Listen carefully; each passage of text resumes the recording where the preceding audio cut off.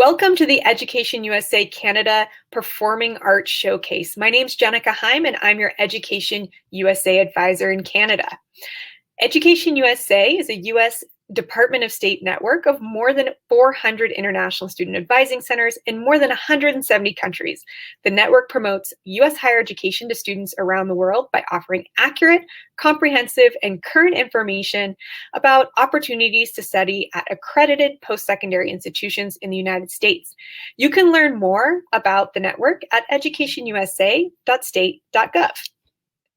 In Canada, we currently have one advising center with one advisor. It's me. I'm based in Ottawa at the Fulbright Canada Scholarship Commission, and at our center, we provide free one-on-one advising and resources and a lot of virtual resources even before COVID, but of course now we're fully virtual, so we're doing a lot of boot camps around SAT and Common App, updates on social media, webinars and showcases just like this one. I will have a booth at the upcoming Study and Go Abroad Fair on September 23rd, and you can always send me contact information via email or my website. So go ahead and check out if you are an Instagram user. We'll be using these pop-outs throughout the day. So whenever you see a pop-out like this, you can click on the, in this case, it says follow me on Instagram, so you can click there. Or if you want to get rid of the pop-up, in the upper right-hand corner, you can click an X and that little pop-out should disappear. So throughout today, as you meet the various institutions, we'll be putting up pop-ups for them to learn more about their schools. I'll also, of course, I meant to preload it, but I didn't. I'll get you a pop-up for that Study and Go Abroad Fair that's happening on September 23rd, and I'll go ahead and put that up in a bit. Here's the agenda for today. So we are fully concentrating on performing arts, and we have some very exciting guests here today. As you notice, most of them are from their music schools. However, the institutions that have dance and theater will also be promoting those programs. So note that some of these institutions, even if the main person from the music department's here, they will talk about the offerings in their other performing arts spaces. So my short talk today is what are the performing arts and what are the ways that you can get involved with them in higher education in the United States. Performing arts are forms of creative activity performed in front of an audience and really refers to music, vocal and instrumental, theater, including musical theater, and dance. And throughout these slides, I am featuring students that I've worked with who now go down and study in the US in these fields. The first options that are available, so I'm going to go from kind of the shortest term all the way up to like longest term and like the accessible right out of high school, and then all the way up to like graduate programs. So we'll work our way through all those different options.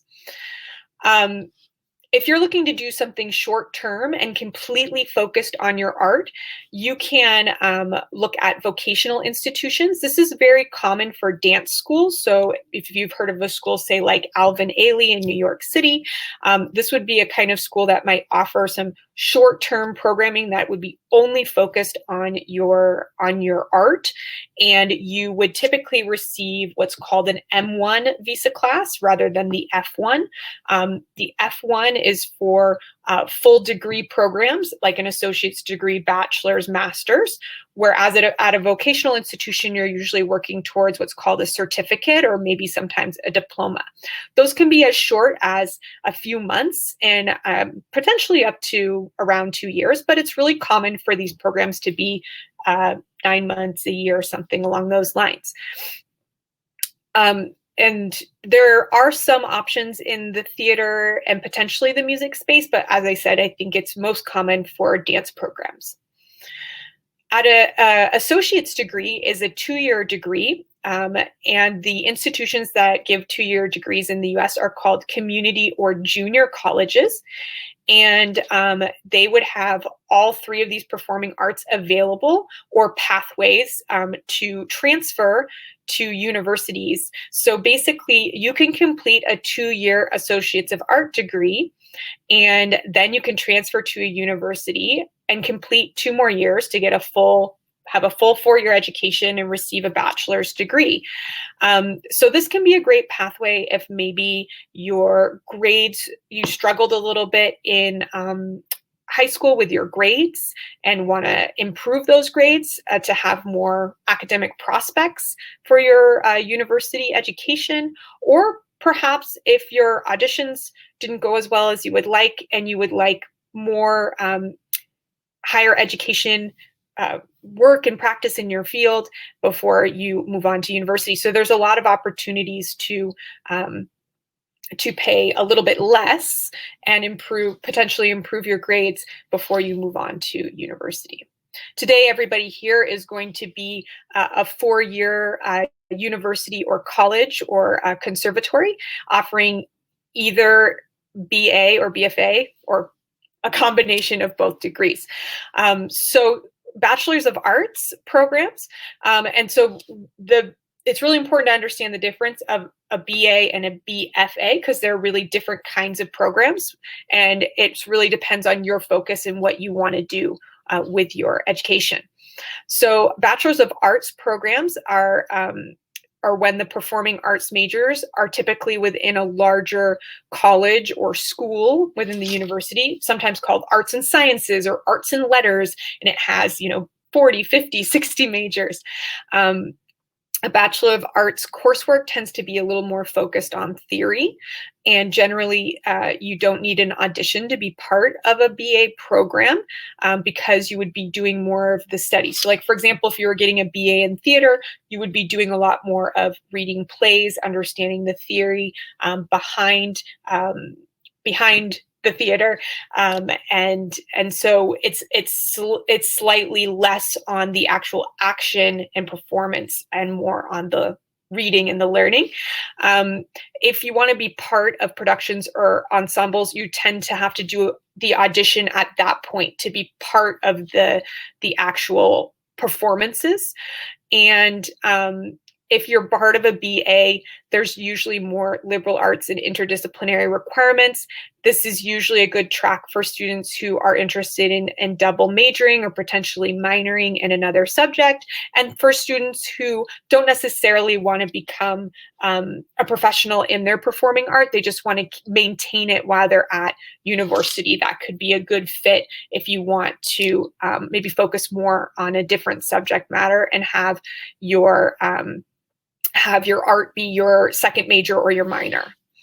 I have an example of a student I worked with named Renee here, and she is an economics major at Stanford, but she also is a harpist, a musician, and actually she did provide an arts portfolio. So some schools, even if you're not, for the more selective universities, sometimes they allow you to submit an arts portfolio, even if it's not going to be your major. So that's something that even if you're getting in a BA in another subject, if you're really strong in performing arts, you can do that optional portfolio, and that could really help you along the way, particularly if you think you want to be part of the orchestra or theater productions, for example.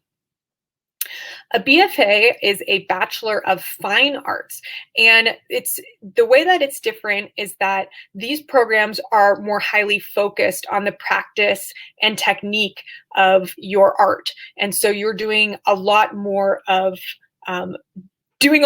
doing in that field. And so because of that, auditions are usually required for admissions into those programs. BFAs can be found usually within a specific school within the university. So it could be called a school, it could be called a college, it could be called a conservatory. Typically, if it's a conservatory, it might be conservatories are very, very highly focused on the art form and are sometimes limit students to only working within that space, but not always. There's plenty of universities in the US that have a conservatory that will allow students to double major or maybe major outside the conservatory as well. So you have to really research each institution you're looking at to see what their options are to either, fully streamline as a BFA or to have some sort of interaction or opportunity with other majors. So that has to do with you and what it is you want and how you want to experience your university. A BFA is a great fit for students who want to hone their craft and potentially work in the performing arts. Oops. I knew I was going to make a mistake on that health science options. I apologize. That should say performing arts, and I should have looked that over one more time. So performing arts graduate degrees, Master of Arts or PhD. So if you're looking to continue on the thesis-based research level, you would be looking at a Master of Arts and then potentially even a doctorate of philosophy in that field. Your admissions into one of these programs would be much more dependent on your scholarly work, and the culmination would be a written thesis or a dissertation. If you want to continue on to the graduate level, so after you've received a bachelor's degree, either a BA or a BFA, if you want to continue into a master's of fine arts, then you would be looking at, just like with the BFA, something more performance-based, admissions more dependent on your performing arts CV. Of course, strong grades and things like that are super important, but that performing arts CV and audition would be of utmost importance. And then your culmination is going to be a work of art. Many, if not most of the institutions here today do have MFA options. So you can, if you're interested at that higher level, you can feel free to ask those questions as well.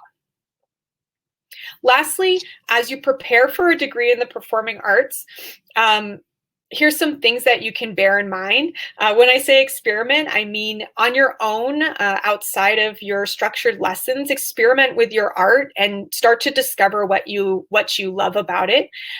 Teach others. Oftentimes, one of the ways you can learn more about yourself and what you love is through sharing it with others. So that can be a great way to have paid work or community service work as well. Watch others, see how other people in your art are experiencing that art, see the pathways they've taken, talk to other students who are in your dream programs and understand how they got there so that you can ask them questions and see what you could be doing more to potentially have that dream path as well. Of course, practice, practice, practice. And don't wait till the last minute. Deadlines for performing arts programs tend to be earlier than the other deadlines at the university. So you may need time to prepare. Work on your audition materials, and usually you should be doing that this summer prior to grade 12. Now, if we have grade 12s in the room, it's not too late. Just know that you really need to start working on those materials as soon as possible if you're looking for fall admissions in 2022. I'm happy to take probably one question, but the good news is our lineup today, every single one of them is going to talk about their admissions practices, and they will be focusing on what you should be thinking about as you audition for those programs. So do ask questions, put them in the chat. We really want to make sure you have great information today. Here again is my contact info. You can reach out to me. Those from Canada, definitely reach out here. And then if you're from Mexico, Peru, or another country, check out educationusa.state.gov for more information. The other thing that you'll notice today is in the handouts section, there are handouts for each of the institution who's participating, so feel free to download that information. And at the end of each talk, I will also be putting up a poll to ask you if you'd like to receive by email more information from these programs. With that, I will be handing things over to our first presenter today from the Eastman School of Music at the University of Rochester. So we'll just wait until they arrive here. Hello. Hi. Thank you so much for joining us, and I'll go ahead and turn things over. Great. Thank you, Jenica, for that really comprehensive general introduction. I think that's a really great way to start us off here. So I'm Matthew Artisone. I'm the Associate Dean of Admissions and Enrollment at the Eastman School of Music at the University of Rochester. And it's great to be, I have to do this, don't I? It's great to be here. So for starters, just to orient you to where we are, Eastman is a professional school of music that's part of the University of Rochester in Rochester, New York. So you can see our little insert map up there. We're really just across Lake Ontario from Toronto, Canada. And used to be just a short ferry ride away, but unfortunately that didn't last very long. So we're about a 3-hour drive around the lake to Toronto. And I'll be talking a bit about the role that we play as both a standalone music school, but also a part of a university, which has its own offerings in the performing arts as well. But the first thing I'll say is that as you're all starting your college search here, Eastman is actually entering its centennial year. So we were founded in 1921 by the film and photography entrepreneur George Eastman. And he really had a vision for a professional school of music within a top-tier research university.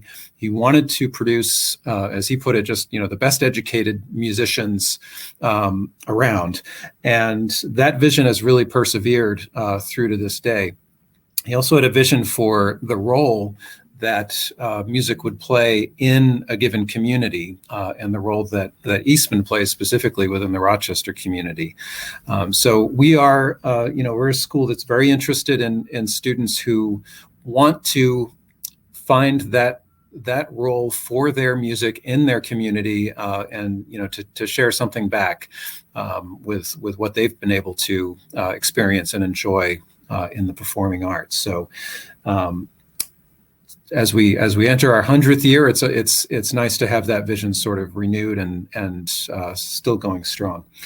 So moving ahead here, one of the I'll just say some general things about what we offer at the Eastman School, and then talk a bit about what is also available at the university level. So you heard about the difference between the Bachelor of Arts and the Bachelor of Fine Arts degree, or in other words, the liberal arts degree and the professional degree from Jenica's introduction. The degree that we offer is more like the Bachelor of Fine Arts, but since we only offer a degree in music at Eastman, it's called the Bachelor of Music degree. So that is the professional music degree. Through the College of Arts, Sciences, and Engineering, it is possible to do a Bachelor of Arts degree in music, in theater, in dance. Those are all concentrations or majors that are available through the college if you're interested in that more theoretical academic approach, with opportunities to perform in productions and participate in music making and dance and theater, but not the professional curriculum that you would find in a Bachelor of Music degree. So at Eastman, that degree is offered in areas of performance in both jazz and classical, in music education, in composition, and in music theory. And I should mention that all of our students are, at the undergraduate level, are receiving some form of scholarship, whether it's purely merit-based or need-informed merit-based scholarship. That's a robust part of what we offer to students to finance their education. We are a largely undergraduate institution with around 500 undergraduates, but another 300 graduates in various stages of dissertating on or off campus. And a pretty large percentage, about 25% of our students are international, and a good portion of those coming from Canada. In addition to our majors, in the third bullet point that I mentioned there, we also have opportunities to explore entrepreneurship. This is something that goes way back at Eastman, and again, comes out of George Eastman's vision for really educating musicians to be able to bring their music back to the community and contribute positively. So a whole set of courses in how you can promote yourself as a performing artist, how to develop your web presence, how to wrangle social media, write for grants, manage the audition process, whether you're an orchestral musician or a singer, etc. To courses in film scoring, new music, academic minors available through the college, and then lots of interdisciplinary options within music. One of the things you'll notice as you explore professional degrees is that a lot of the curriculum is prescribed. And so an interesting thing to explore at different schools is to what extent you can study outside of your performance area to the degree that you want to do that. And so Eastman is definitely a place where you have those options both within the music school. So for example, we have classical performance majors playing in jazz ensembles or taking a lot of audio music engineering courses, and you name it, lots of different pathways through their degrees. And then finally, it's sort of what I would describe as a fiercely supportive community. With all of these students pursuing lots of different interests, I would say that not every violinist, for example, at Eastman wants to be the concertmaster of the New York Phil. We do have students for whom that's a goal, but many of them, also want to teach or want to explore new music and form their own ensembles and, commission new works or collaborate with a dance company or whatever it is. And many of our graduates actually go in different career pathways. Something we find that they're actually well suited to do with a professional degree in music, just because of the rigor of the degree. Speaking of that, this next image, first it just gives you an image of the outside of the school in downtown Rochester, but some fun factoids about our alumni, that they do perform in all of the top 10 orchestras in the United States, overseas, military bands, and they form their own ensembles as well. They teach at major music schools and universities. They hold administrative leadership positions at arts organizations throughout the world and compose award-winning music. And then again, there are those that have become lawyers or doctors and business people and all kinds of pathways out of the music degree at Eastman. A little bit about living on campus at Eastman. We do have, as you saw in the first image, we're on a separate campus from the rest of the university. So we have our own student living center right across the street from the main music building. And you see some images of that here. Of course, it houses the dorm rooms, the dining hall, another performance hall, Simonelli Lounge that you see up there in the left-hand corner. And situated again, just across Main Street, as you can see in the bottom right-hand corner from the main building. The Student Living Center is a place where the students, of course, can build community with each other and also have access to all of the services that the university offers to its students. So there's an outpost of the university health services and the counseling center. There's a media lab and access to a physical therapist actually through the Student Living Center. These are just I'll go quickly through some images of the performance spaces at Eastman that we feel very lucky to have. This is Kodak Hall at Eastman Theater, recently renovated due in large part to a gift from the Kodak Company. Kilbourne Recital Hall, the original Recital Hall, from the early 1920s and also recently refurbished, and is a place where a lot of our student recitals will take place, chamber music performances, faculty recitals, guest master classes, you name it. And then more recently, we added a new wing at Eastman in 2010, which includes Hatch Recital Hall, which is a much more modern, technologically enhanced hall with adjustable acoustics and the whole bit. And of course, all of these halls are wired for streaming, live streaming, Internet 2 opportunities, something we were really able to take advantage of this past year when guest artists coming in was not so much a thing, but we were still able to do these live masterclass scenarios with teachers at other schools, including overseas, and the Internet 2 technology making that really real time and high quality. If you're interested in applying for a professional music degree, like the program at Eastman, there's a lot that we can say about this, and I'm sure some of my colleagues will have great tips to offer too. So I just picked a few to focus on. First, when it comes to auditioning for any professional degree, you really do want to pay close attention to what are the requirements for your specific program. In the music world, it can be expected that you're working with a private teacher. So that's a great resource for checking, what are the requirements, what repertoire are you working on, what makes sense for you to present. And where you have the option to choose repertoire, to make sure you're always choosing to put your most musical self first. In other words, you're not choosing the most technically difficult and impressive piece just to be technically impressive, but you're wanting to give yourself room to explore and expand and show what you can do interpretively and with the music. And usually that means taking a couple of steps back from the absolute limits of your technical capabilities.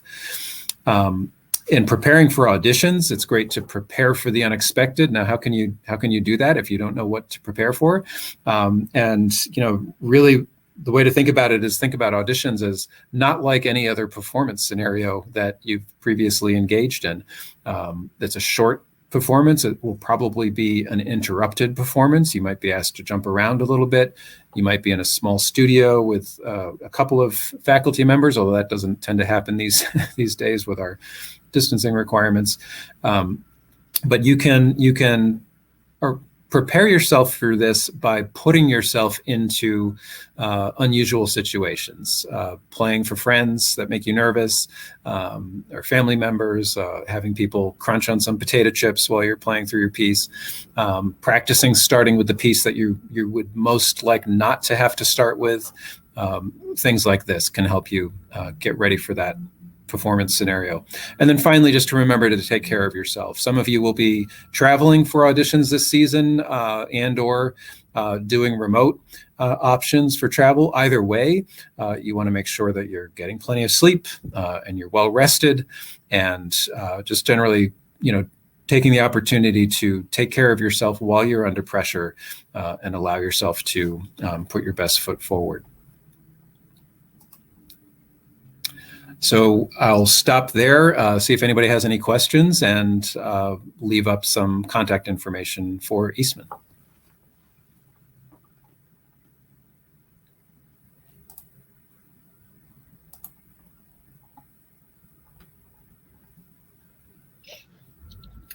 So at the end of each session, we'll have a couple minutes for Q&A. So I highly recommend in the chat, please put any questions you have for Matthew.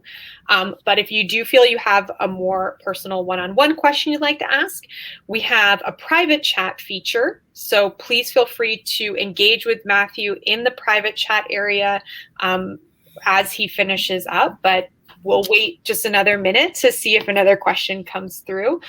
I always like to ask Matthew as we wait, what do you recommend in Rochester as the thing that, what's very Rochester to do off campus or in your community? I mean, the first thing that jumps to mind, besides going to Nick Tahoe's and ordering a garbage plate, because that just doesn't, it sounds a lot better than it is, believe me, is to go to the National Museum of Play, which is actually just down the street from Eastman, and something I didn't realize existed until I moved here. But there's actually a museum of, sort of the history of play. And it's great for young kids, but it's also great for, I guess, old kids like me, who want to go and, if you just want to experience an arcade game room that has everything from the first sort of tabletop Pac-Man to the latest, giant iPad on the wall, and everything in between. That's a really fun destination that a lot of our students will go to sort of let off steam on a weekend. Sounds like a blast. Well, thank you so much, Matthew. And I can't wait to hopefully get to go to that museum at some point. So if you'd like to, If you'd like to learn more about Eastman, here's a pop-up where you can click on that. And like I said, please continue to engage with Matthew in the private chat. And throughout, if you ever have any questions more directed towards me or general admissions, you can use the Q&A chat function. So do feel free, click around, ask questions, check out the resources. We're now going to hand things over to our next presenter from Ithaca College of Music. We have Bradley Whittlemore. And Bradley should be joining us, or Whitmore. I added an L in there. I appreciate it. Had a little hiccup on the camera. You'd think after a year and a half of virtual stuff, I'd be a little more familiar. All right, can I just click through here on the presentation? There you go. We can now see you and hear you. And yep, go ahead and get started. Fantastic. Thank you so much for the opportunity to speak to you all today. My name is Bradley Whittlemore. I serve as the Director of Music Admission, also a proud alumnus of the Vocal Music Education program at Ithaca College. Really proud to and glad to welcome you virtually to Ithaca College School of Music. And I'm realizing just how short 15 minutes can be. So we'll jump right in. One of the first questions that many students ask when I get to meet them out and about, especially, is just, where in the heck is Ithaca? So we are at the southern tip of Cayuga Lake, one of our Finger Lakes here in upstate New York, actually just a short 2-hour drive, give or take, from Eastman, just a little bit northwest. Have some photos here of Cayuga Lake, which is just a beautiful, picturesque lake downtown, a short drive from our campus. We're within a few hours of most major northeastern metropolitan areas here from the center of New York State. And the town of Ithaca is a college town through and through. We're located between two college institutions, Ithaca College on South Hill and Cornell University, actually, on East Hill, not far away. Downtown Ithaca is well known for the Ithaca Commons. You can see on the photo on the bottom right here. It's a walkable street with many local shops and eateries that actually host an abundance of festivals throughout the year. Chili Festival, Chowder Festival, Apple Festival, Harry Potter Wizarding Weekend, and beyond. There's a lot of different stuff to explore. And the common phrase, of course, we're used to hearing here is Ithaca is gorgeous. Gorgeous, you'll notice there. Home to over 150 waterfalls within 10 square miles, plentiful outdoor lands and opportunities to explore and connect with the nature in all 4 seasons, which we do get here. Summer not being here as long as we'd like. Winter tends to stick around a little longer than we might hope. So Ithaca College, I'm here to represent on South Hill. It's a short 1.5 miles from downtown Ithaca, I was just mentioning. Founded as the Ithaca Conservatory back in 1892, the college has since expanded into a liberal arts institution, and we've retained the musical concepts of theory, practice, and performance at the core of what we do. So we're home to 5 professional schools. I'm here on behalf of the School of Music, but we also have a School of Business, School of Communication, School of Health Sciences and Human Performance, and School of Humanities and Sciences with more than 90 majors and 70 minors. And we're an undergrad-focused liberal arts institution that's grounded in hands-on experiential learning. Now, talking about some of the degree programs that we offer in performing arts at Ithaca College, in the School of Music, you can kind of see the breakout between the Bachelor of Music degree programs as well as in our theater arts department, which I don't work formally in that department, but we do have some spectacular theater programs, including our BFA in acting and BFA in musical theater, which is consistently nationally ranked.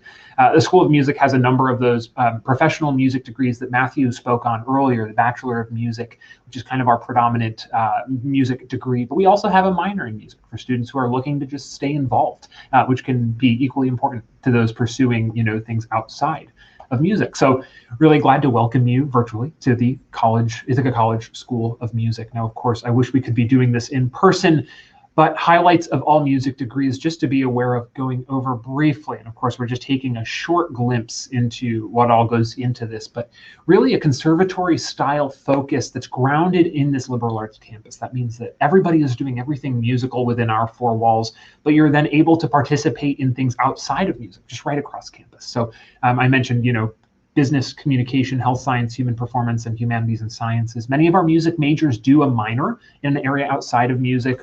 There's a lot of collaboration that happens across campus. For example, our film program in the School of Communication very often takes advantage of the composition department for writing film scores, and then our sound recording technology majors record those pieces. We're undergrad focused. We have about 450 students in the School of Music, and most of those are undergrad, and we're really proud of that. The experience that our undergrads get here at IC, the focus and attention from faculty, having the chance to really dive in and go deep with faculty connection, which I'll talk about in a moment. We have a really spectacular facility available for our students, and I'm dropping a link in the chat here. I hope it goes through okay. It's our bit.ly link to our virtual facility tour that I lead through the facility, so you can get an inside look at some of our spaces. We'll have a screenshot of that on the next slide, but of course, getting to check that out for yourself is always great. Faculty, working with them every single day. We have a resident faculty. All of our music majors take private lessons every single week for all 4 years, always with faculty, always for an hour if you're in that Bachelor of Music degree program, something that is not as common in undergrad music programs. So getting that really hands-on experiential learning. We have a wide range of ensembles. I put 25 plus there. That's approximate because people are coming up with new ensembles all the time. One of my favorites that was actually student-led is the Gamer Symphony Orchestra. This is a student-led ensemble that plays video game music, right? They play music from popular video games because students said, hey, I really love this music. Let's make a group and make music together.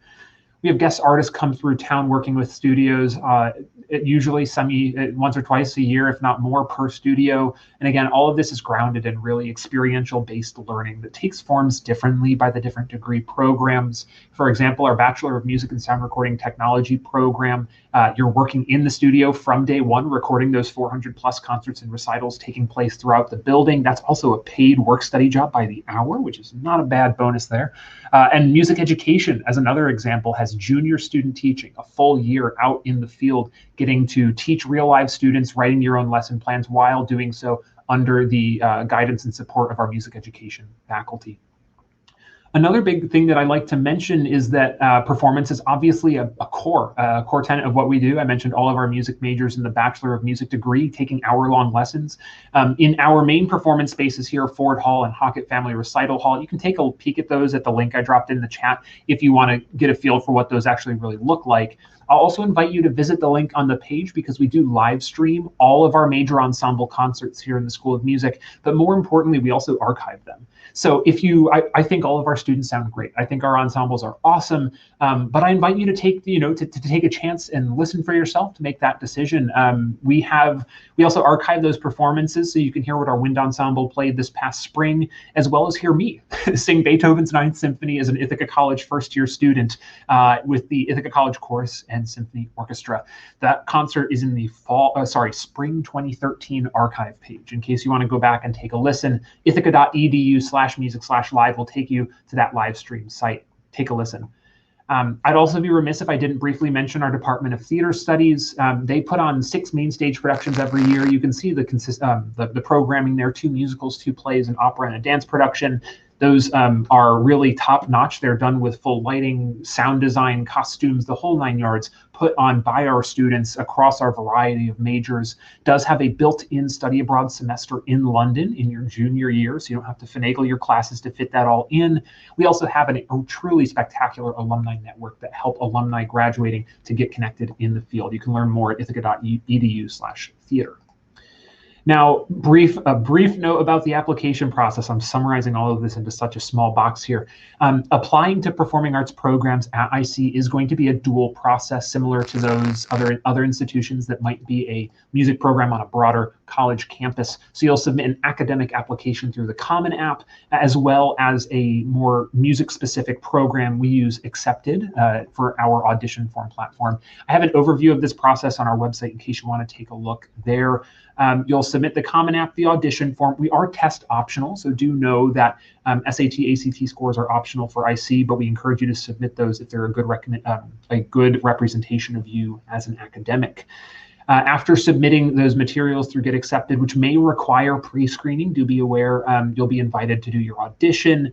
This year, those materials, our submission deadline is December 1, and then our auditions are going to be in person as well as virtually. We have virtual live audition options. You can also upload video recordings for any of our degree programs. I'll mention a very brief note about scholarships and information there. All applicants are automatically considered for merit-based scholarship. Last year, those awards ranged to $25,000 per year.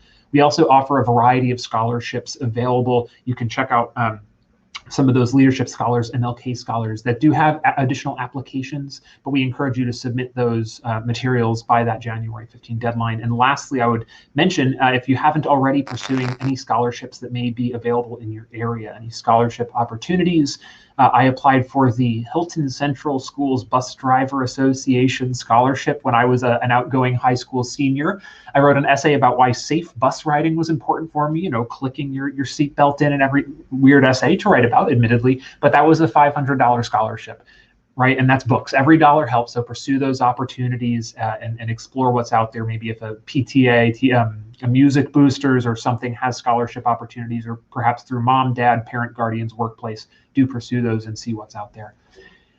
Some application and audition tips. I tried to categorize them left to right, and Matthew mentioned a few of these, so I'll kind of breeze through. You're never a burden if you want to ask questions, whether that's to people like myself or Matthew in admission representative roles, or just the faculty themselves. Reach out via email, get in touch, and if you have questions, go ahead and ask. Don't wait on submitting your materials. We always, the deadline is December 1, but that November time, late November, that's Thanksgiving. Maybe you have too much turkey and you feel tired and you don't want to, you have trouble submitting, or if it's just internet goes out, get your materials in early. And to quote a good colleague of mine who you'll hear from in a little bit, take a chance. Even if a school seems like it's going to take a bit to get there, you can't get in if you don't apply. We encourage you to go for it. And then for your audition tips, my colleague Matthew mentioned earlier, but many auditions will let you pick your first piece. So pick one that like the back of your hand, that really represents you as a musician, which goes to my second point on the right here. Pick pieces, and when you audition, be yourself. Don't be any bigger. Don't feel like you have to be any bigger personality-wise than you are. And you can't be any smaller. So walk into the room and be yourself. And lastly, practice. If you can have moments to practice where perhaps in front of parents or guardians, friends or family, especially folks that you're not necessarily comfortable performing in front of, that's a really good way to get a chance to test out your nerves, because your nerves will be firing on all cylinders on the audition day. I can assure you of that.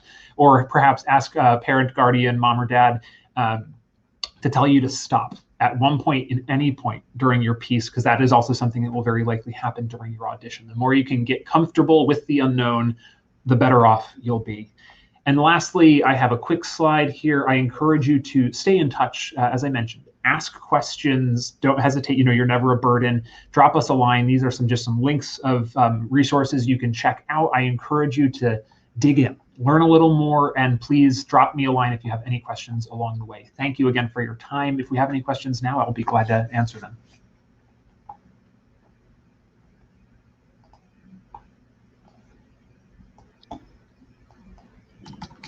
Thank you so much, Bradley.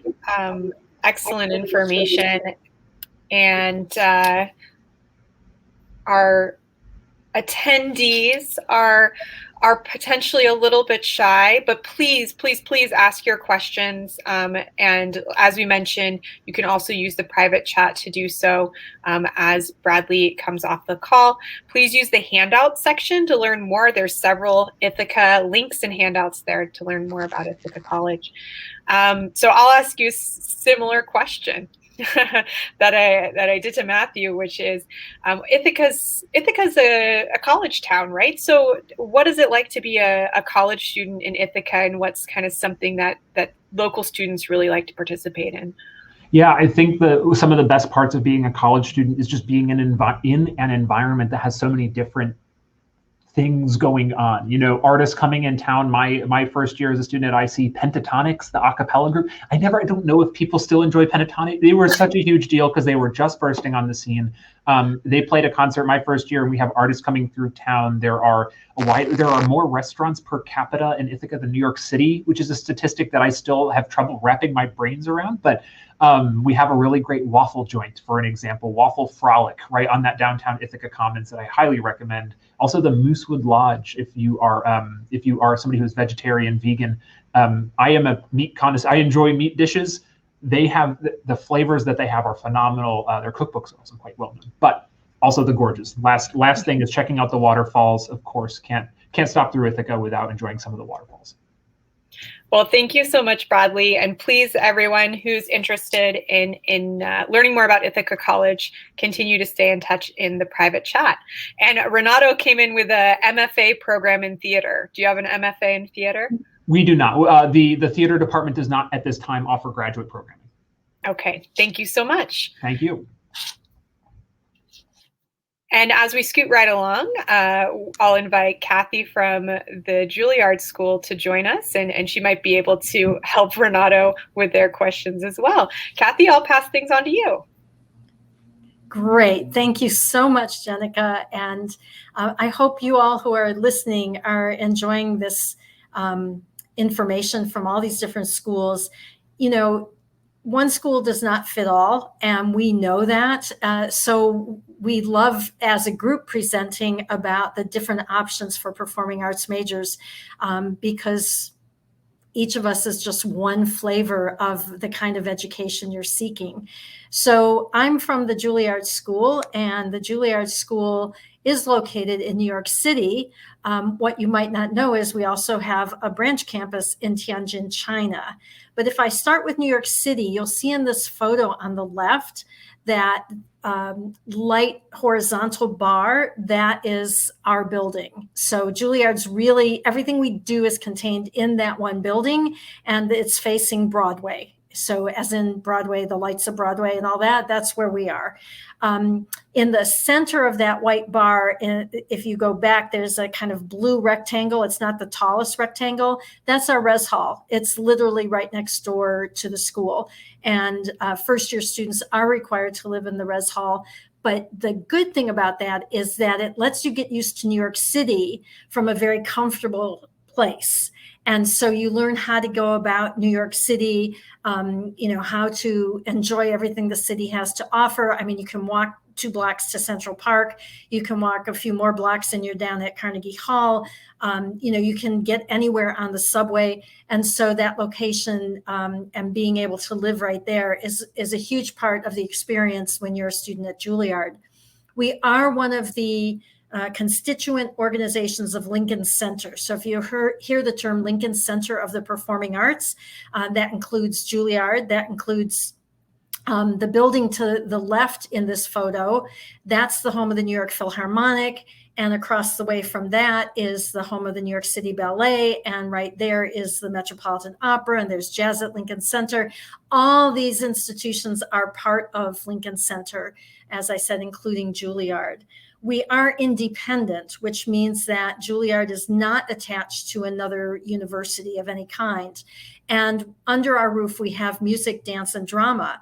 So that gives a really unique flavor to being a student at Juilliard when you're experiencing, what you are studying in your major, and also learning about your colleagues who are studying in the other majors. Our total student body is about 850, so we're not that large, and about a third of that student body is international. The photo on the right is the photo of our campus in China. Like I said, this is pretty new. It's about 2 years old, and the low buildings, those 4 white cubes in the center, those are the buildings for our Tianjin Juilliard School. We only offer a Master of Music degree at that campus.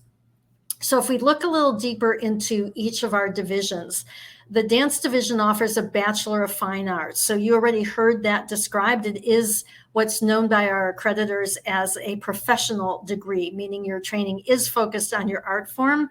In this case, we focus on training in ballet, modern, and contemporary dance. For this year, the application submission deadline is December 1st. So you have a couple of months to get your application together. And this year, as a result of the continuing pandemic, we are requiring all of our dance applicants to submit pre-screening recordings. So if you are interested in applying, you will be, if you've started an application, you will be getting from us a video that says, here is what you must film for your pre-screening recording. And then if you pass the pre-screening round, you would be invited to the next round, which would be either in person or on Zoom.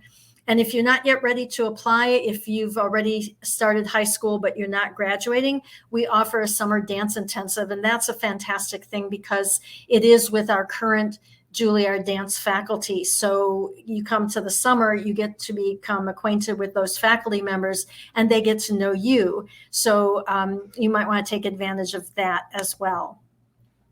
Our drama division offers acting and playwriting programs. So the acting program is 4 years, and we offer both the BFA and the MFA. So our actors are trained in classical and contemporary stage works. In other words, we have a bias towards stage, but that doesn't mean we ignore the fact that we want our actors to be employable. And so therefore we have all kinds of other classes that train you, like we have a mime class, we have masks, we have ballroom dancing some years, and we also have acting in front of the camera. So there's all kinds of training that goes into becoming an employable actor. Our playwriting program is a 2-year program, and the playwrights, they're working on their materials. They have access to the actors who do readings and performances of these new works that are being created. So for the acting applicants, the requirements this year include pre-screening if you are located outside of the United States. And for that, you have to submit your application by November 1st, because you will have a live remote pre-screening round. So November 1st is a key date. There are some locations where we give you the option of pre-screening, and then everyone else within the US would not be pre-screened, and therefore your deadline is later. It's December 1st. So please pay attention to the deadlines. Playwriting is a graduate program, and that application deadline is November 15th. I will say that the acting program is very competitive, and we do admit our bachelor and master students as a cohort. So we're aiming for basically creating an acting company. And so the faculty are looking at not just the individuals, but the combination of individuals for the training. In the music division, this is our largest division. And so we have programs on the undergraduate, the graduate, and the postgraduate level.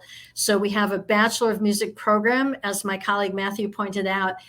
This is the equivalent of the BFA. It's called a BM. And it is a professional degree, meaning most of your education is within your art form, not in the liberal arts. We also offer graduate programs, Master of Music and grad diploma, and postgraduate programs, the doctorate and the artist diploma. And in music, we offer multiple areas where you can major. So classical instruments, composition, orchestral conducting, we have classical voice, we have jazz studies, and we have historical performance. And I should say that all of our students are performers. So they're performing all over the city as well as within our own building. And as Bradley noted, for Ithaca, we do live stream our performances. So if you go to our website, there's a little performance calendar. Tonight, I can just put in a plug that 7:30 Eastern time, our collaborative piano chair, Lydia Brown, is going to be performing with several other faculty members at 7:30 tonight. And this is one of just many programs that will be live streamed this year. For the music division, basically everyone has a December 1st application deadline, unless you're in the opera studies program or applying to the opera studies program, in which case you have to apply by November 1st because the auditions are in December. Right now we are planning in-person auditions. Typically, other than opera studies, they'll be in February and March, but we are keeping a very close eye on the pandemic because obviously we have to be very careful to make sure that everyone's safe, both people within the building and our visitors and applicants. So as reminders, you want to check our website for application and audition requirements. Also the deadlines, there are different deadlines. So when we say the deadline is December 1st, for example, we're saying that's when you submit the application, but your deadline for submitting your transcript might be later. The recommendation letters might be later. So you have to look to make sure that you have all the requirements met and you know when to submit things. Keeping a spreadsheet is really helpful. In the box at the bottom here, there's it ends in #ARM. That's our our application requirements module, and that will tell you all these requirements. I would also note that English language proficiency is a real strict requirement for us. We have turned down applicants who play phenomenal auditions, perform amazingly, but they can't speak English, and not enough for academic study. Because it's one thing to chat with your friends, but it's another when you have to write a paper, right? So if your native language is not English, so we don't care about your citizenship, we're talking about your native language. If that's the case, then you should check out our English language proficiency requirements. This is our timeline. So our application deadlines are mostly December 1st, but you want to check and make sure. You also want to actually read the emails we send you, especially because if things change with the pandemic and we shift our modes of audition, in other words, in person or recorded or remote, you need to know that. And then we will release our decisions by April 1st. If you are a graduate applicant, you have to respond by April 15th. If you're undergraduate, you have to respond by May 1st. One quick note about scholarships and financial aid. So I'm talking about Juilliard money, and for this applies for non-US citizens and US citizens. Never assume that the financial aid and scholarship process is the same from school to school. So Juilliard has over 600 scholarships. So we don't make you apply 600 times for scholarships. We keep it really, really simple. If you're not a US citizen, you complete the profile, the CSS profile, and you submit income documentation. That's it. If you are a US citizen or permanent resident, you also complete the profile and the FAFSA. And that's all you have to do. But if you don't do that, we will assume that if you're admitted, you're going to come and pay everything. Even merit scholarships, you have to follow this process. Otherwise, we're not going to consider you for merit or need-based institutional funds. And then just to let you know, we have a bunch of contact information. We have a general admissions email, and then we have specific dance, drama, and music emails, and a specific financial aid email. And the biggest tip I can give you right now is that there are 2 I's in Juilliard. And that's a funny thing to say, but we spell it Juilliard. And if you get it wrong, we won't get your emails and you'll think we're ignoring you. So plus it also helps on your essay to spell the name of the school correctly. Okay, so that's an important tip. Neatness counts. Lastly, we're doing tons of stuff over the next few months to give you information about Juilliard. We have dance and drama spotlights. We have general information sessions about the school. We have very specific sessions that talk about our relationship with Barnard and Columbia, about our requirements for English language proficiency. You can see the list of things we have here. And if you go to that link at the bottom, then you will be able to get in touch with us. We also will send you a weekly, what's happening this week email, so you can see if there's something you want to sign up for. So that is my presentation about Juilliard. And I think I said that we do have an MFA program in acting, so that answers Renato's question. And then there's one question, and then I'll let my colleague come into the room. But percentage of scholarship for master's degree. We don't consider age. That would actually be illegal. We're considering our need. We need jazz students. How strong was your audition? How strong are your academics? All those things. And so we cannot offer you financial aid if you have not applied. So we can't go in and say you'll get this much money. We do have occasions where a student is given a full tuition scholarship, but it's important to know that if you don't apply, you won't get anything. So you have to put yourself out there and apply. Age is never a factor, okay? And I can say that very strongly. So that's it. Thank you so much, Kathy.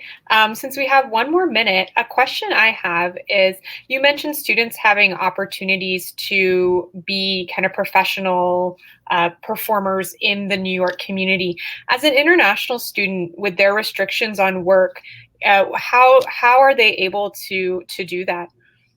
Yeah, it's a good question, because sometimes students will think, oh, if I go to New York, I can just start working. And Right. you're going to Juilliard to be a student. So Mhm. that's an important point to remember. And we have an Office of International Advisement that's going to help you get your F1 student visa. And there are very strict rules from the US government about F1 visas, including that you have to be an F1 student for at least a year before you're allowed to work off campus. So you could become a student at Juilliard and work in the admissions office, which we love. But your first year, you're not going to be able to have gigs off campus. However, if one of your ensembles, if an acting class, if it's a school activity that you're not paid for and that, is part of your curriculum, then that's a different matter. But you're not going to be able to gig until you've been there at least 1 year on an F1 student visa. Thank you so much.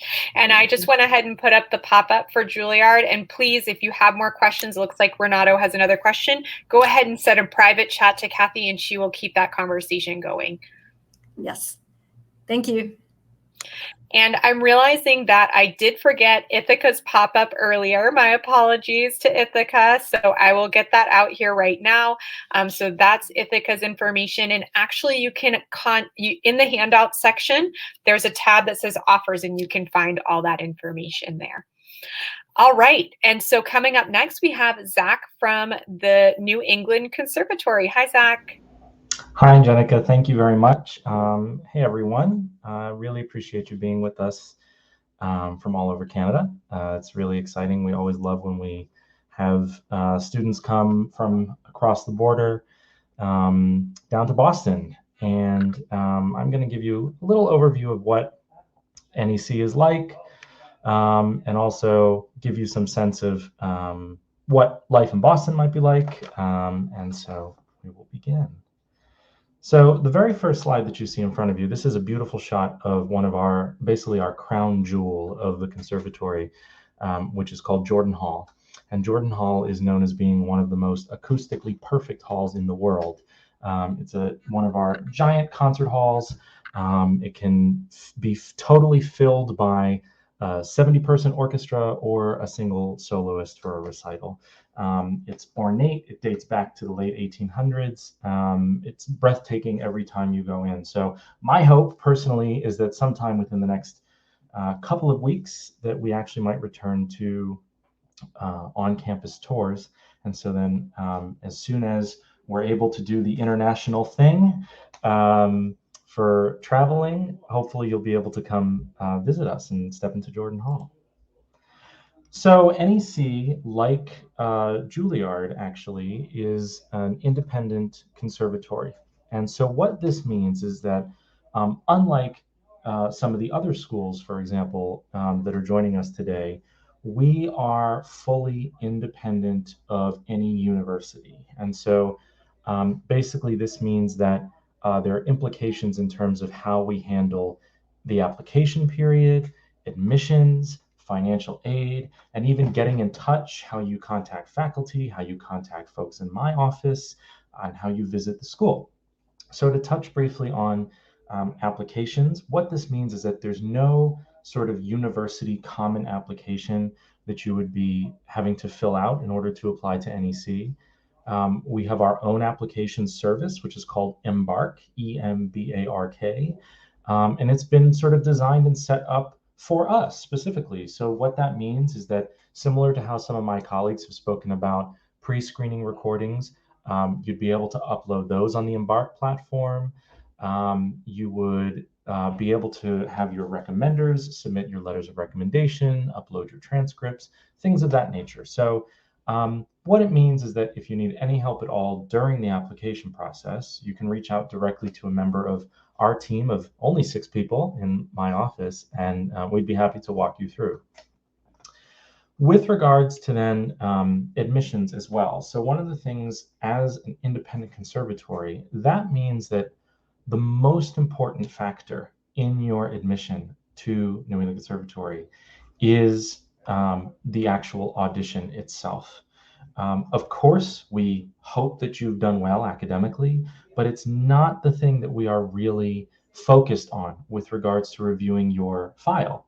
We're really focused in particular on the audition itself. So I'm always happy to answer questions about, is it okay that I've taken this class instead of this class? Or is it okay that I haven't done all AP or IB courses, or ABRSM or something like that? I'm always happy to answer those questions.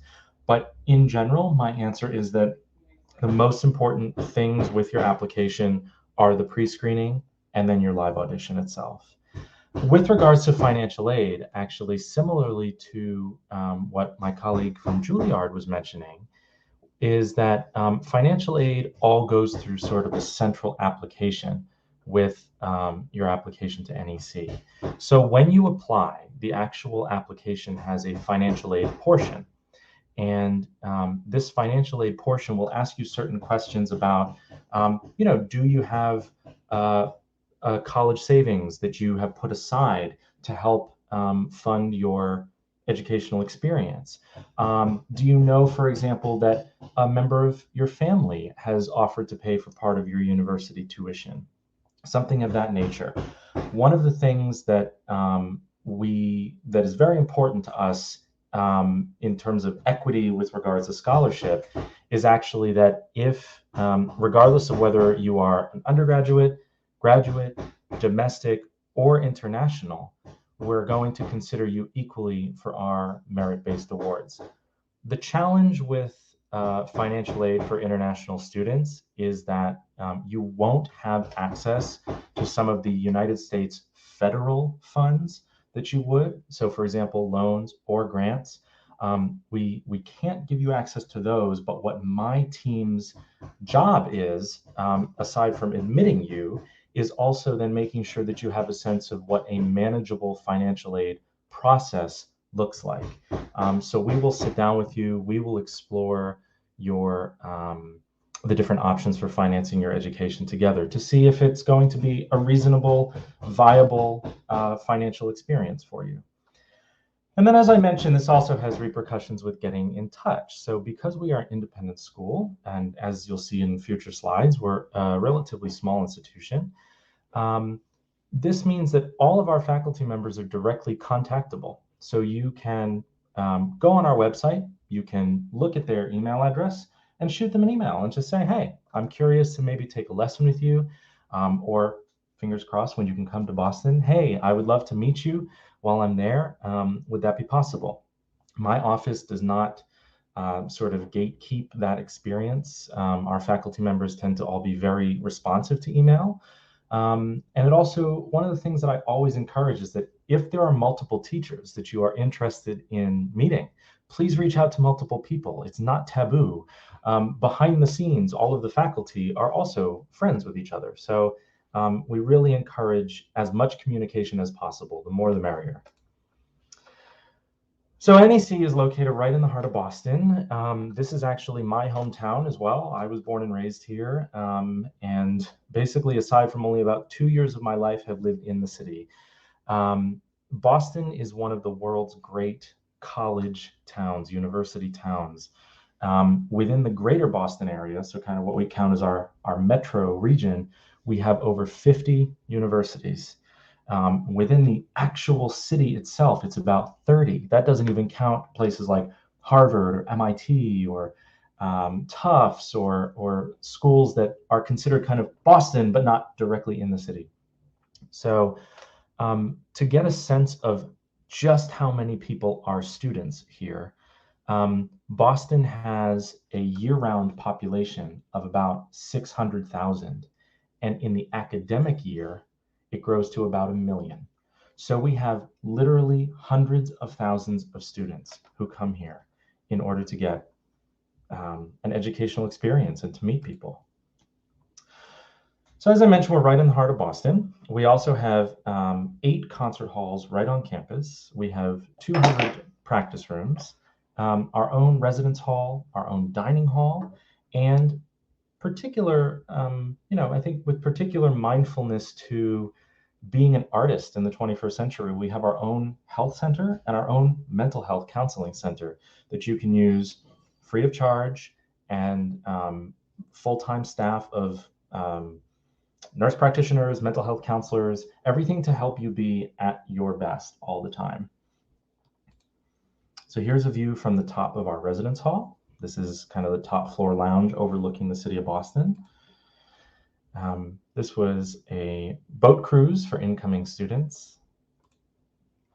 And so who we are. NEC is about 800 students, half undergraduate, half graduate, and about 40% international, including folks from Canada. Making up the rest of our community are our faculty and our staff that are about 200. So we have about an entire community of 1,000 people. So one of the things that I have always loved about being affiliated with the institution is that even within a relatively large city like Boston, you have this very close-knit group of folks that are kind of one big family of fellow students, staff, faculty. Our musical focus at the conservatory is classical music, jazz, and something that we call contemporary improvisation, which is basically non-Western styled music. So this could be anything from studying gamelan to studying different zithers to even like Irish fiddle or blues traditions, but it's things that aren't rooted in Western classical music.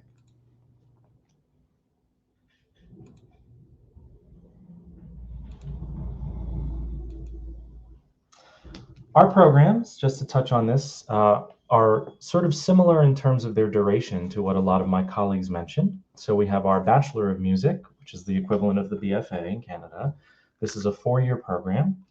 We have 2 dual degrees, one of which is with Tufts University, and one is with Harvard. The 5-year Tufts NEC program is a double bachelor's, and the Harvard program is a bachelor's at Harvard and a 1-year master's at NEC.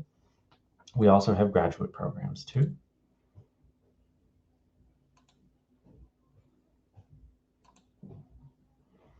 Just to briefly touch on the other parts of our curriculum. So not everything you do, for example, involves having the violin in your hand all the time while you're here. Of course, you have your applied studies and you have orchestra, or if you're a wind player, you'd have wind ensemble. You participate in a lot of chamber music. Chamber music is one of the things NEC is really known for. But then you also have the more academic side of music, such as theory, history, professional studies, what we call entrepreneurial musicianship. That's too much of a mouthful, so I normally just say EM. And then we have an entire community division called Community Performances and Practice. And the purpose of that is, again, to really just get you into the community, being a working professional. Most of our degree programs have a significant amount of liberal arts and free electives built in, because we really believe that you're going to be just an overall well-educated person leaving NEC. It also means that, let's say you're a classical violinist and you say, you know what, I've always wondered about playing bluegrass fiddle.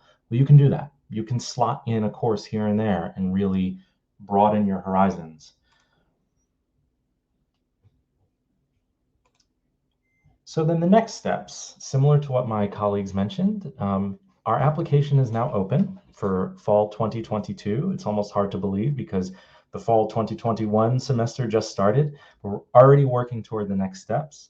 Our auditions, we are planning to have them as live auditions in February for the most part. We are also prepared to have recorded auditions too. So this year, we are giving equal consideration to recorded auditions and in-person auditions in Boston. At the current moment, we have virtual visits that are set up. If you go to necmusic.edu/apply, we can give you a virtual tour, walk you through more specific program options and questions if you have them. And as I mentioned, I'm very, very hopeful that probably by mid-October, we'll be able to welcome visitors back on campus as soon as you're able to get here. So thank you again for joining us today, and I'm happy to answer some questions if there are any.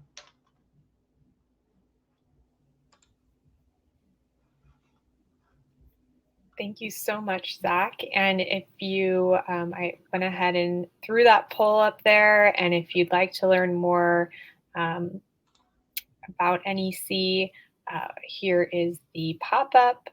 And of course, don't forget to check out those handouts as well. All right, well, please continue to use the private chat and keep the conversation going. Thank you so much, Zach, and we will continue to move through the presentations and welcome our colleague here from the Northwestern University Bennett School of Music. Hi, Patrick. Hi, everyone. Thanks so much for having me. Thank you for the warm welcome. I just want to start by saying, like all of you and all of my colleagues, I'm also a performer, and so I certainly understand the process you are all going through right now. And I really want to emphasize the point that was made earlier by one of my colleagues, that there really is the perfect institution for all of you. You know, we're all very, very different. The schools that are here presenting for you, there are many, many more all over the US.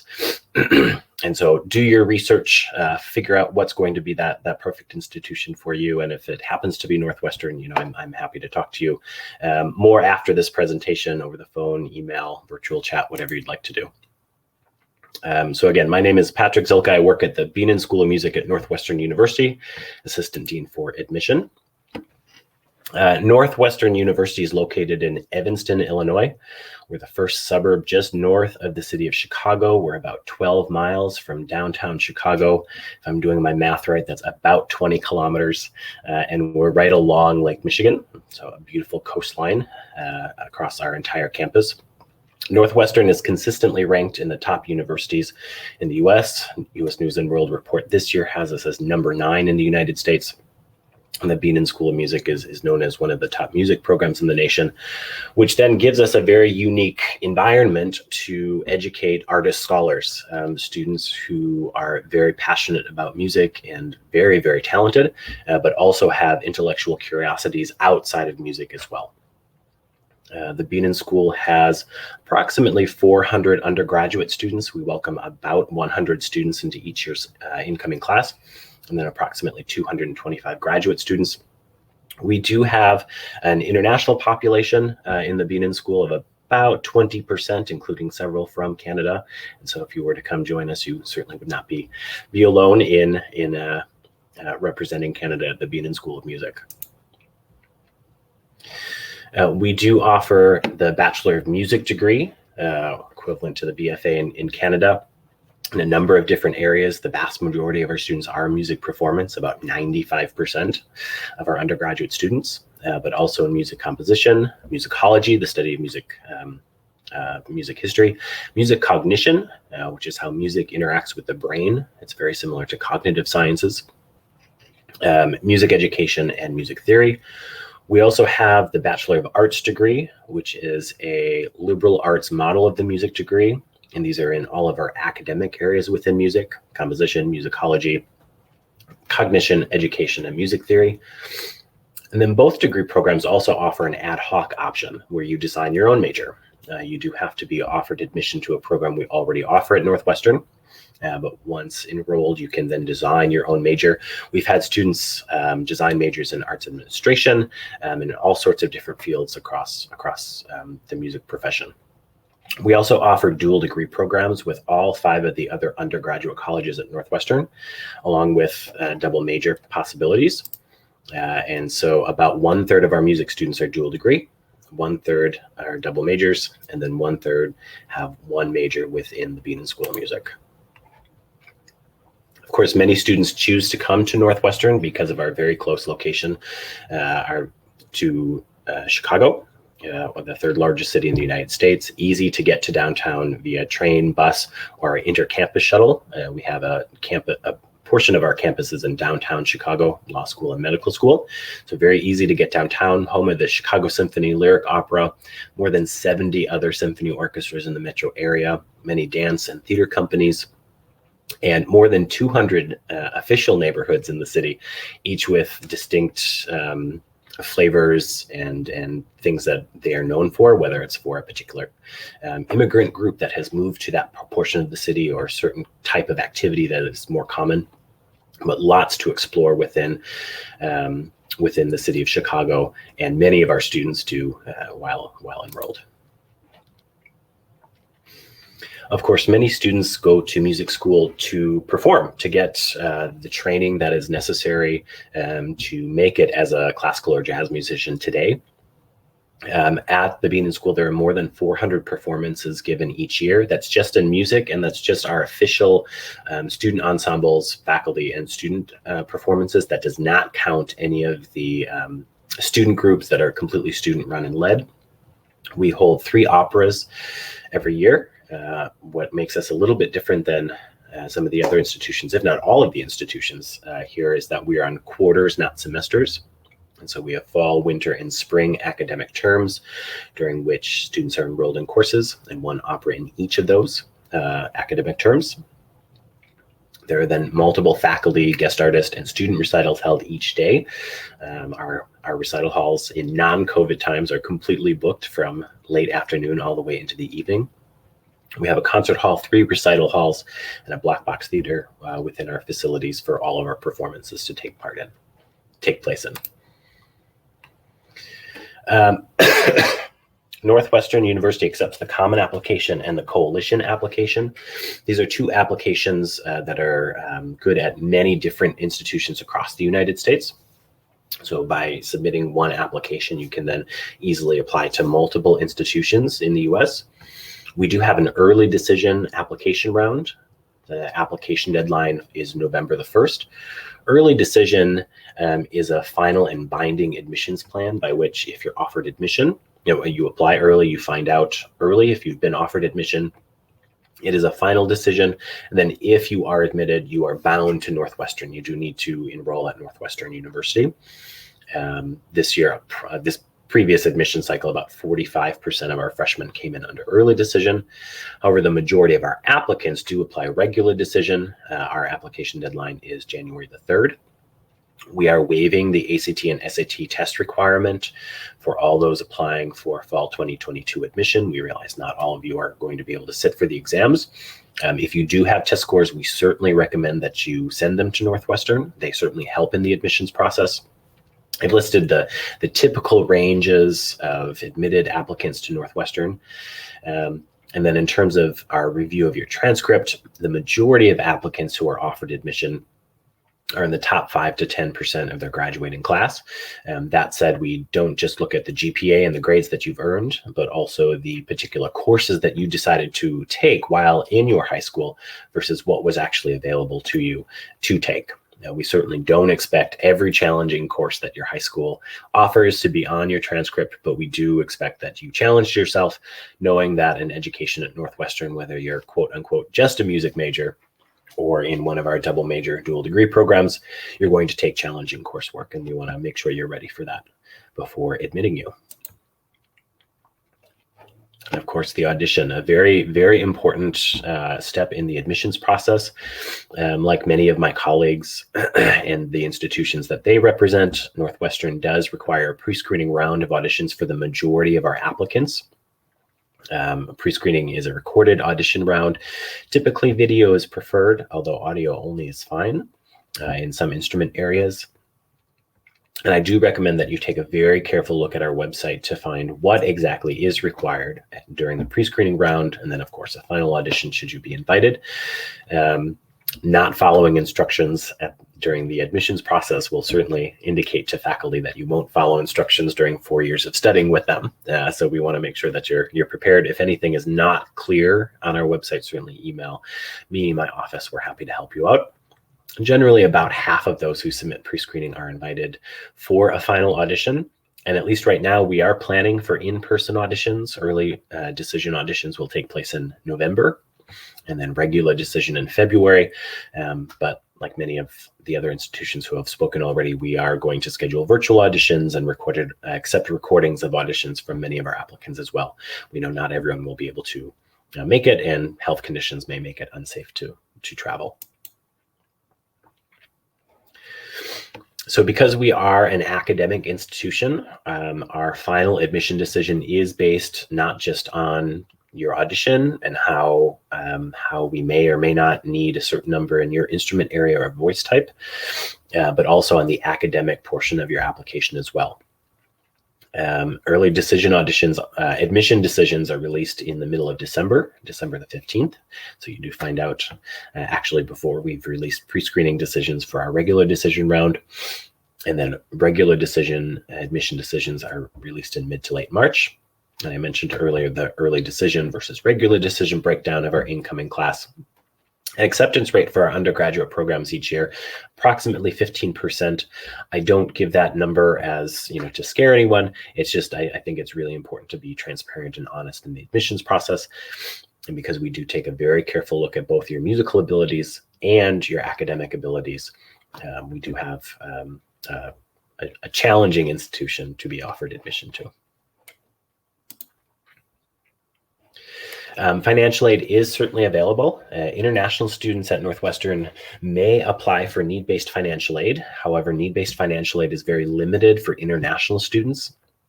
When domestic applicants, we review their applications need blind, which means we don't know if they need financial aid or how much. But for international students, we are aware of the amount of need that you may have.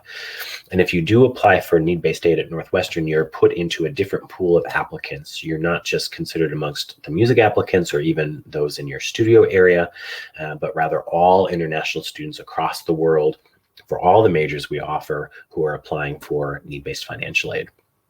If there are questions about that, we can certainly talk more on a one-on-one basis. But having said that, merit scholarships are available through the Beaton School of Music and only available to music students. And so if you're not planning on majoring in music, but have strong interest in music and high abilities, unfortunately won't qualify. And then we also do consider all students for financial aid for the amount of time that it is supposed to take you to complete your degree or degrees. And so in the case of our 5-year dual degree students, you are considered for financial aid for all 5 of those years. And then finally, though I am here to represent the Beaton School of Music and really just have an expertise in the music field at Northwestern, we do offer a number of different majors and minors in the arts. The School of Communication at Northwestern offers majors in dance, performance studies, radio, television, and film and theater or acting, and then minors in dance, film and media studies, performance studies, sound design, and theater. And then we also have, excuse me, a certificate program in musical theater, which requires that a student either be a classical voice student or an acting student at Northwestern. And then an audition takes place at the end of freshman year at Northwestern to then add on the certificate program. And that was a very brief overview of everything available at the Beaton School of Music and at Northwestern. So if there are questions, I'm happy to answer them.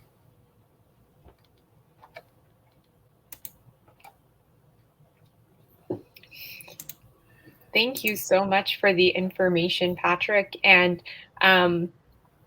I think I would love to just learn more about the music scene in Chicago and, how students experience both their degree and, the city around them. Yeah, happy to share. So a number of our students, and the information given earlier by my colleague Kathy at Juilliard are about F1 visa restrictions, of course, applies here as well. But many of our students do perform all throughout the city of Chicago and the surrounding suburbs during their time at Northwestern. I will just indicate that although it may seem unfair that you can't in your first year, the majority of students in their freshman year of college aren't well known. Nobody knows who you are yet anyway. And so your phone probably wouldn't be ringing very much. The Beaton School does have a gig referral service. And so as various organizations around the city need a violinist for one of the orchestras in town, or needs a soprano for their wedding, or a string quartet for a dinner party, whatever it is, we hand out the information of our students so that they can get connected and make those connections that are so essential for after graduation and staying in the US and having a job and securing income. So we certainly advocate for our students in that way. And there's lots of opportunities when you come to a major metropolitan area. Absolutely. Well, I think when it comes to a bigger city, we know there's a lot to do. Maybe what is a hidden gem around Northeastern that you would tell a student they have to go experience? Well, my favorite thing to do in the city and with anyone who's visiting is to take the architectural boat tours of Chicago. They go up and down the Chicago River and Lake Michigan. The city of Chicago burned down in the 1860s or 1870s, and as tragic as that was, it allowed the city to be rebuilt in a more modern era. And so the architectural tours are just fascinating in learning about how the city was then redesigned, pointing out some of the really important buildings that are along the coastline and throughout the city. And if you're here in the late spring, all summer, or early fall, when the weather is really nice, they take place at night. The entire city is lit up. It's just a beautiful thing to do. Awesome. Well, thank you for that tip. Another city I need to visit. Thank you so much. And do please continue to send private messages to the admissions officers. They're all still here. And so if you can reach out to Patrick there or any of the admissions officers. And we are now heading into our final presenter today. I'm going to pass things off to Laura at the University of Michigan. Laura. Thank you so much. Hello, everyone. So glad to be here today. My name is Laura Hoffman, and I'm the Dean of Admission for the School of Music, Theater, and Dance, also known as SMTD. So if you hear me talking about SMTD, that's what we are at the University of Michigan. We offer programs in dance, music, musical theater, and theater, and my team and I work with all of those programs. So let's get started. Where is the University of Michigan? We're in Ann Arbor, Michigan, which is just an hour or so from the Windsor Tunnel and the Ambassador Bridge. Super easy. Ann Arbor is this cool city, really fun place to live. Our campus is at the center of the city with lots of restaurants, performance venues, sports, outdoor activities, and other recreation. It's really a place where you can work hard as a student and can also have a life outside of school. It's a very student-friendly city with lots of free transportation options to help you get where you want to go. Cars for students are okay, but they're expensive and it's hard to park. So you don't really need it. It's probably less expensive to leave it at home. Campus housing is guaranteed for incoming first-year students, and there are lots of options to choose from depending on your own personal preferences. About 8,700 of our students live on campus, so there's a nice cohort of folks to get to know, and you definitely get to know more than just art students when you live on campus in Ann Arbor. Are there any folks out there who like to eat? Ann Arbor is definitely a foodie town. So what is our community like? We have about 1,150 students, and 75% of them are undergraduates. Our first year class is every year very small, about 195 to 200 new students, and it really makes what might appear to be a big school feel really small for our students, because you will get to know all of the people in the school. The ratio of students to faculty is 7-to-1, and our student retention obviously is very high. When folks come here, they love it and they stay.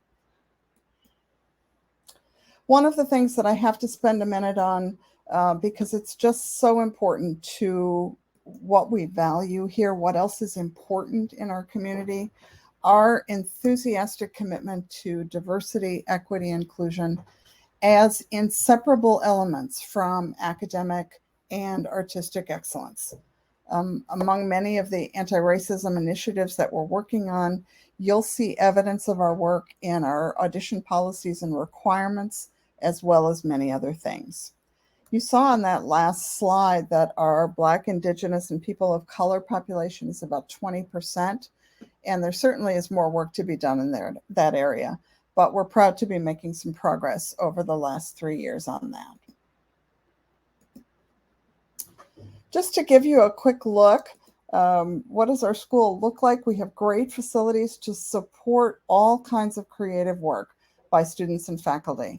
There are also lots of videos with virtual tours of our spaces on our website. So here's a quick look, and I mean quick. This is a few pictures of the Moore Building, the academic home for music, one of our rehearsal halls, the entrance to the building, and so on. Hill Auditorium, the picture on the upper left, is our major concert hall, 3,500 seat, double balcony, acoustically divine, lovely, lovely fun spot to be. The Mendelssohn Theater and the Power Center for our theater students, for musical theater, for dance productions, opera, all of those things happen in those spaces. The Walgreens Drama Center is the home of theater and musical theater. They are right across the street from the Moore Building that you just saw, which is the home for music. And you'll see we have a brand new dance building, and that is also situated right geographically adjacent. So we, for the very first time, have all of these major arts programs in close proximity for great collaboration opportunities.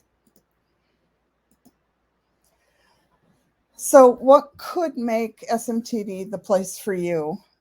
If you're serious about your artistic commitment and your desire to grow as an artist, and you have that ongoing curiosity about the world around you, Michigan might be a perfect spot for you.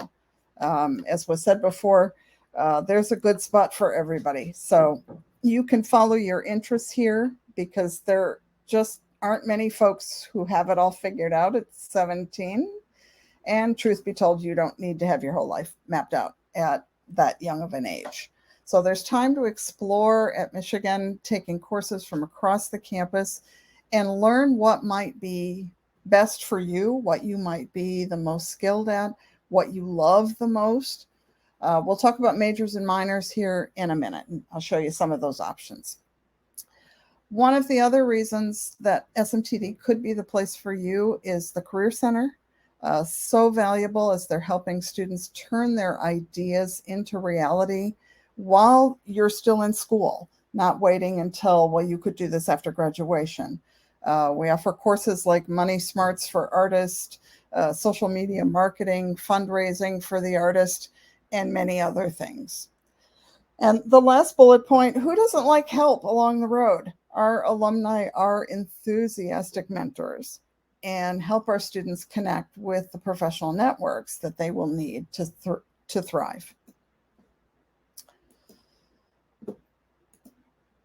So as you think about becoming the artist that you want to be, you need good faculty teachers, you need mentors, and our faculty are in residence full-time. So you would have weekly lessons, studio classes, chamber music coachings, all of those things with our full-time faculty. Large ensembles all have faculty conductors. And all of those things are included in the cost of your tuition. Numerous performance and production opportunities. In a pre-COVID world, we were doing over 900 every year. We have arguably the best, or one of the best, musical theater programs in the world, a world-class dance program in that brand new building.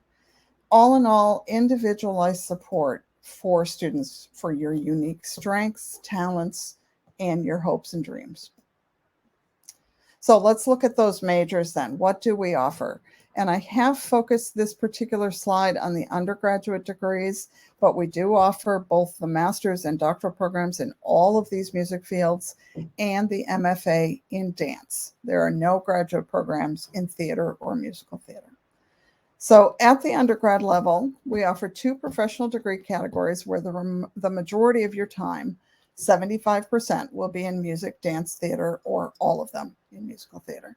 So 75% conservatory training, 25% be an educated person. And that's the Bachelor of Fine Arts and the Bachelor of Music, as you've already heard about this afternoon.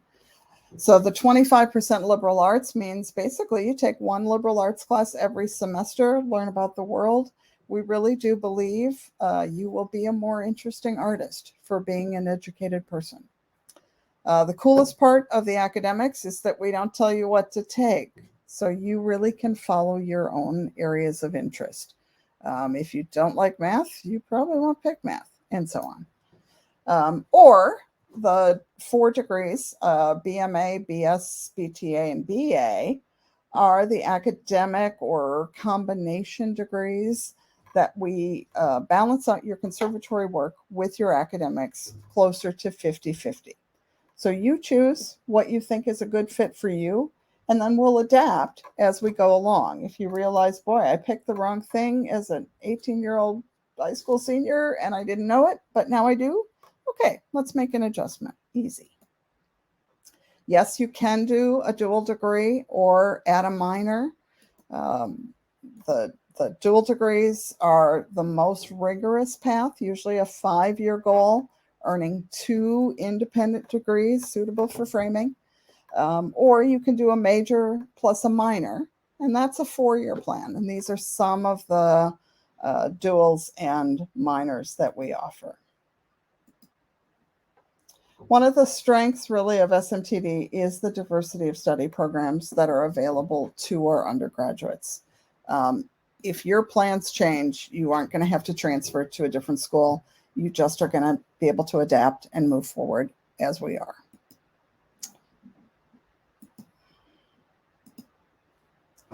The SMTD Excel Lab, this is the Career Center that I mentioned before, and I think what distinguishes our program is the funding that we offer to students. So we're funding about 60 projects a year, $100,000 in annual student project funding. So you make a proposal and we help you turn it into reality. So how do you apply for admission? You've heard some of this now before. We are a coalition and Common App school with a December 1st deadline.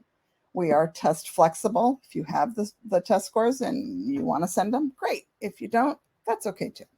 In addition, you'll also complete an artistic profile with your resume and your videos, as you've heard others describe already today.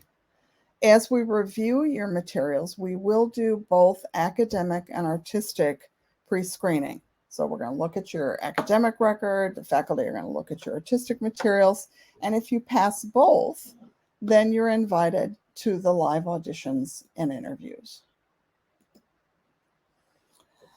The live auditions will be both in person and online this year with equal consideration. So it really is your choice what works best for you and your situation, your family, those supporters that help all of us. And those auditions and interviews will take place in January and February. The admissions decisions will be made in mid-March after all the auditions and interviews are complete. And admission to SMTD comes with admission to the University of Michigan. So there is not a separate process for that. It all goes together.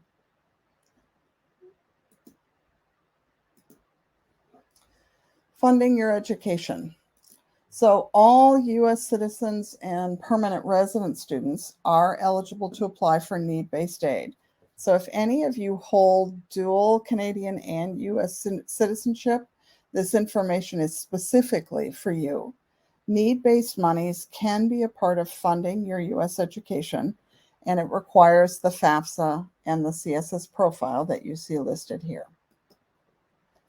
SMTD merit-based scholarships do not require residency or those FAFSA forms. Everyone who is offered admission is automatically considered for scholarship support. your professional work, the audition, portfolio, your interview, your recommendations. Those are the most important criteria. And your academic record will be the supporting criteria. For graduate awards, same thing. Everyone admitted is automatically considered.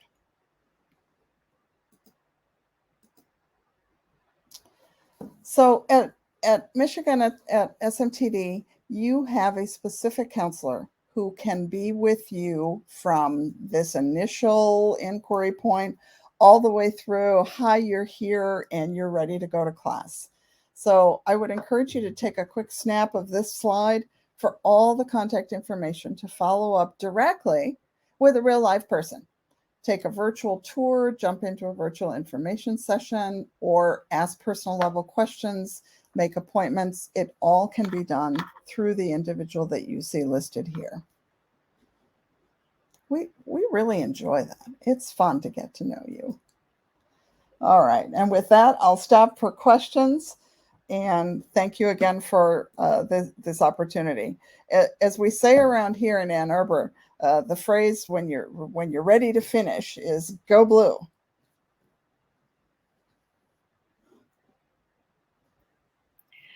Thank you so much, Laura. And if you'd like to learn more about University of Michigan, here is the pop-up for Michigan.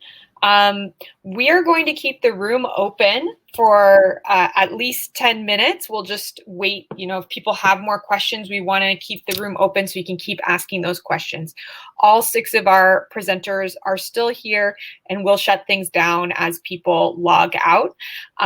So please stick around if you do have more questions, or you can log out by closing the browser as we finish up. So thank you again to all of our presenters. They did a fabulous job, and it was so great to hear from all of you. If you want to come on camera one more time, do feel free, and we can thank all of you. If you'd like to learn more about Education USA, there's all of the ways you can contact me. And as promised, if you'd like to attend the Study and Go Abroad Fair, where I will have a booth, that is happening on Thursday from 3 to 9 Eastern Time, or noon to 6 Pacific Time. So please feel free to join me there. And again, let's just give a round of applause. Thank you, everybody, for your wonderful presentations and amazing information today.